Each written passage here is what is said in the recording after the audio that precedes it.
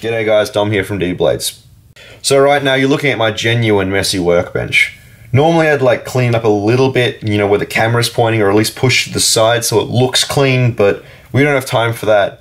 Today we're trying to bust a knife in one day. Or at least try to. We're just going to go freehand today, very little planning, and kind of make it up to go along pretty much. The whole reason for this knife is I want to try out a texture on the blade. And I've never done it before. I've seen it done by a couple of guys. So to whoever was the first guy, I give them credit. Whoever you are, I have no idea. But yeah, this should be interesting. I think we're going to start cutting this out with the angle grinder. And I'm going for a very primitive look, like something you'd see a caveman carrying, or some sort of, you know, primitive tribe. Very, very basic, very not my style. If you look at a lot of my knives, they're usually, at least I like to think, because, you know, I'm an egotistical bastard, that they're very clean and crisp and that sort of stuff. We don't want that here. We want brutal, smashy, crude, or rustic, I guess. This is not going to be tutorial, so if you're looking at this and you're thinking, oh wait, this guy's going to show me and teach me how to make knives. No, no, no. I don't make tutorials. Don't copy me, because I do dangerous, dumb shit. Go follow somebody else who does reasonable stuff, like wear hearing protection all the time. I'm very bad at that. So if I'm yelling at the camera, it's because I'm already half deaf. No, I'm not, but we're going to pretend I am. Anyway, so yeah, if you're looking for somebody to teach you how to make knives or to hold your hand and walk you through this, I'm not your guy. I should not be teaching anybody anything. I'm doing this like the most dangerous way you possibly can. Pretty much just entertainment, so we'll see what happens. I'm really pumped about this.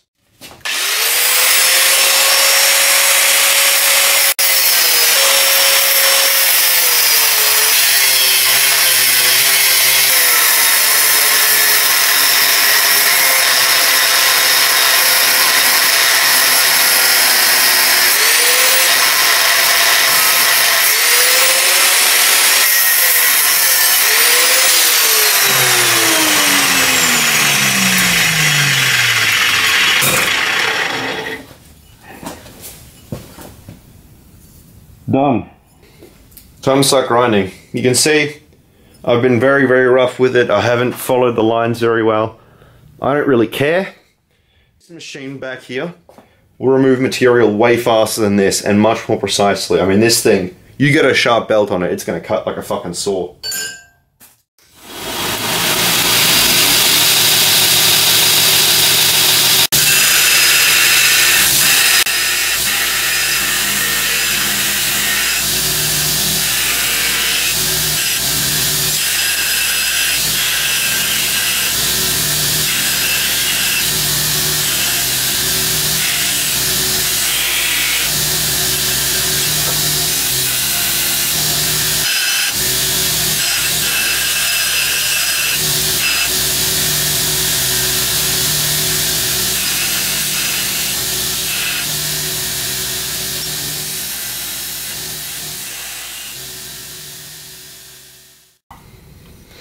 Okay, so back. I just quickly drilled out a hole. I didn't record it because there's not really all that much going on. Anyway, right now we're just going to rough grind this just to get it a little bit easy before heat treat. And actually I should be marking this so I know where the center is. And I don't use my good calipers for this, I use the very, very shitty ones. Because I don't want to wreck my good calipers. Anyway, centered. And I'm not removing a lot of steel here, I don't want to, I just want to make my life easier post heat treat.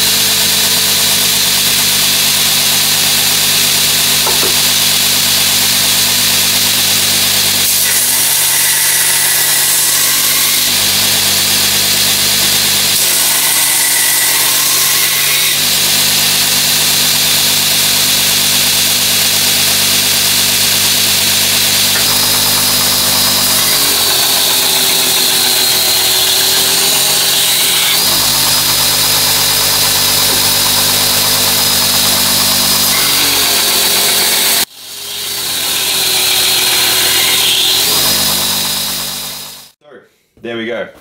There's our rough grind.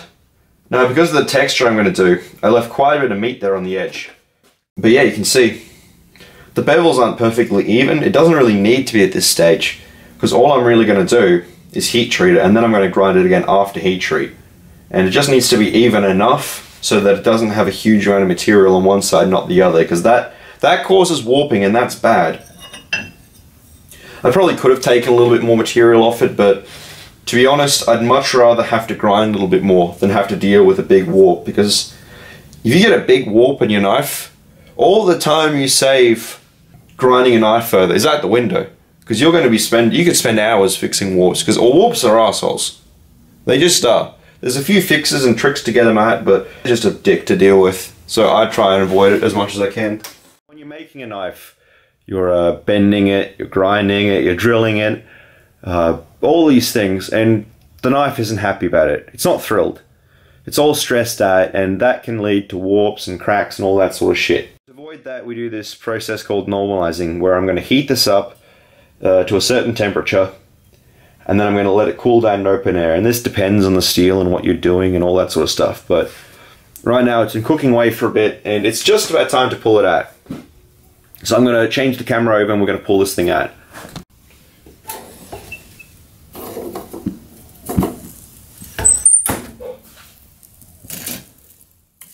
So you can see we have a decent amount of a scale on this. And that's because my kiln isn't airtight. It's not really a huge deal, honestly, because this is 01, and we're going to remove pretty much every surface on this is going to lose material on it, so it's not a huge deal. And right now we're just going to let it cool down slowly in open air. And yeah, this is screaming hot right now. And we're going to do that, I'm going to do it twice, I think. We're going to go in for the quench, and then we're going to temper it and do all that good stuff. But right now we're just going to let it sit and cool down naturally and take all that stress out of the steel. So before I quench my blade, I want to preheat my oil. So first I'm going to heat up this. This is an industrial planer blade or something like that. I just use it because it's a massive lump of steel and it's great for heating my oil up. So just let that sit there for a bit while the oven's at temperature and while I'm waiting for my my steel to normalize. This is where you pray for no fire.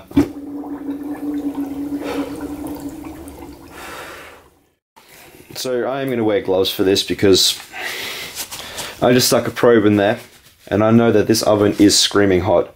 So we're at the correct temperature. It's time to go in and give it a bit of a soak. Now 01 is one of those steels that is very easy to heat treat because it's made to be that way. Some guys get a hard on from heat treating. I don't get it. I just heat treat almost industry standard, not quite, because industry standard thinks that it's a 25mm chunk of steel. But we're only at about 4 mils here, so we don't need to soak it for forever and a day. We'll let it soak for a bit and then we're going to get ready for the quench. Okay, so it's time to quench.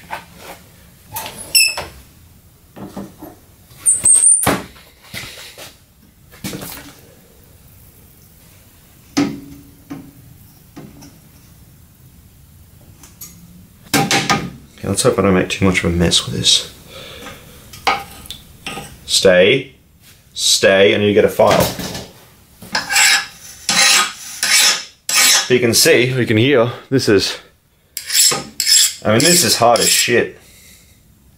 I mean, you can see it and you can hear it. File does not want to touch it. Right now it is glass hard, it is, I mean if I drop this on concrete, the damn thing would snap. So because we don't want a brittle knife, we're going to temper this back a little bit and just take a few Rockwell points off so it's a usable knife. So our knife is heat treated. It's gone from a piece of metal into a knife. So now this will take an edge, it'll hold an edge, it'll do all that good shit.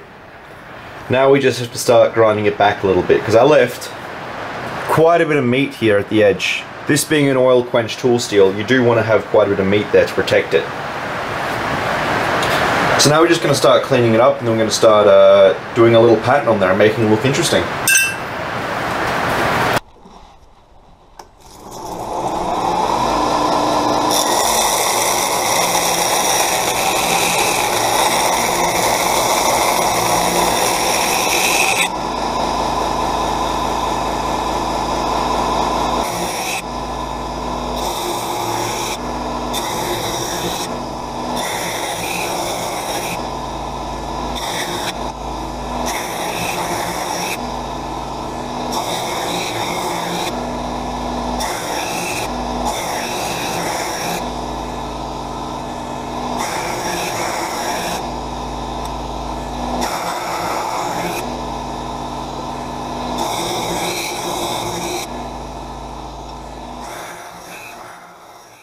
So we've got our blade grind. I took the bevels pretty fine, just in case I missed a spot with this wheel.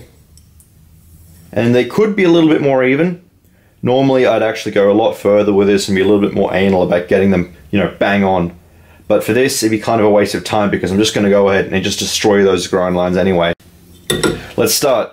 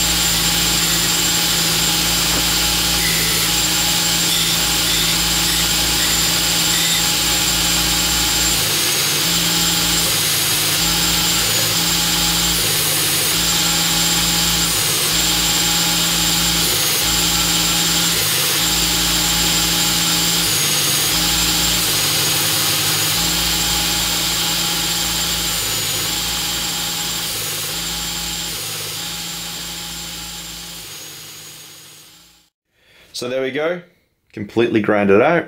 Took way longer than it should have. But I guess that's just the nature of the beast when you do this sort of stuff. Tried my best to get it looking all nice and random and ununiform, like it was made by a caveman.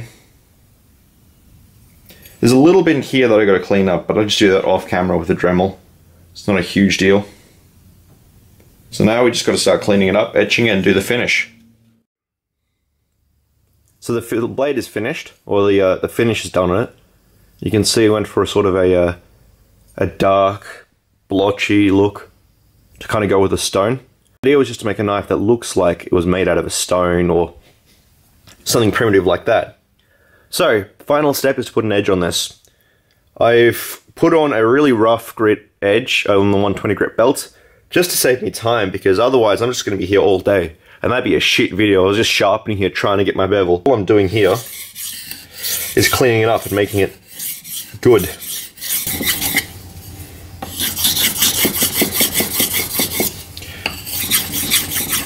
So now I'm just cleaning it up. My grind lines are all out from the 120 grit, which is good. So we're just straightening things up.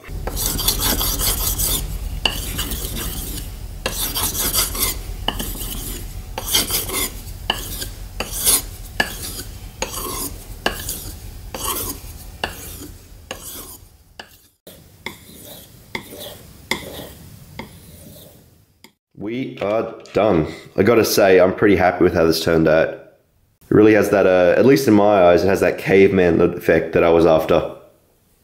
And of course, since it's 01, it took a very nice edge. As you can see, this is not the first time we've been doing this. Thank you, Facebook, for sending me 100 notifications when I'm filming.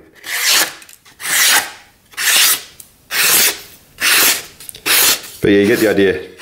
It cuts stuff. And yeah, this is my, this is actually the instructions for my printer, so it's probably not the smartest thing in the world to cut it up, but I'm too lazy to go looking for my phone book, so it'll have to do. But yeah, you get the idea. It's sharp. I also made a sheath for this. Actually, I'm not going to call it a sheath, it's more of an edge protector because I purposely made it way looser so it didn't scratch up the finish. Because a knife like this with no handle or a buffer, you start jamming this into a tight Kydex sheath, it will just rip up your finish like you would not believe. If you want to carry this around with you, it's not really a huge deal. Just find somebody who can make you a vegetable tan leather sheath. This is just made so it doesn't accidentally stab anybody. My idea of doing this in one day, that did not happen at all. That was yeah, that was optimistic.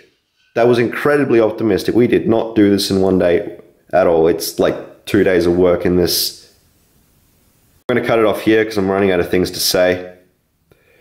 If you want to see more of my work, Facebook and Instagram is where it's at. I show a tiny fraction of the work I do here on YouTube. There is hundreds and hundreds of knives on my Facebook and Instagram that I've built over the years. So if you want to have a look at that, go check it out. I'll put my Facebook and Instagram and website info down below. You don't have to go looking for it. It'll be in the description.